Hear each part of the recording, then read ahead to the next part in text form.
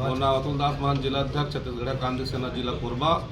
हमन ला आज हमार गुरु घासीदास बाबा जी के जो जयंती होना है 17, 18, 19 तारीख तक धूमधाम से ला हमार कोरबा के सतनाम प्रांगण में हमन मनाबो। जेकर पाके आज पूरा सर्व छत्तीसगढ़िया समाज और छत्तीसगढ़ क्रांति सेना के पूरा टीम ला, सेनानी भाई मन ला, पदाधिकारी भाई मन ला, जितना हमार मजदूर भाई मन है तेमन ला मैं आह्वान करत हूँ कि बाबा के ये शुभ बेरा में, ये शुभ दिन में आप मन सब कोई सकलाबो और धूमधाम से हमन ये धूमधाम से मनाबो और भव्य ये गुरु पर्व ला हमन मनाबो। जेमा 17 तारीख के हमार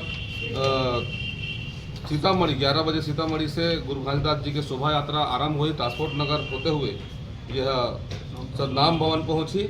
ओकर बाद में 18 और 19 तारीख के भी अतिथि मन के कार्यक्रम है और जो हमन के सतनाम कल्याण समिति है, जो पंथी पार्टी मन के और हमार अमृतवाड़ी जैसे बहुत सारे कलाकार मन में शामिल हुई। तो सब कोई ला झारा झारा न्योता है, सब कोई ला निश्चित रूप से पहुंचना है। जय जोहार, जय छत्तीसगढ़।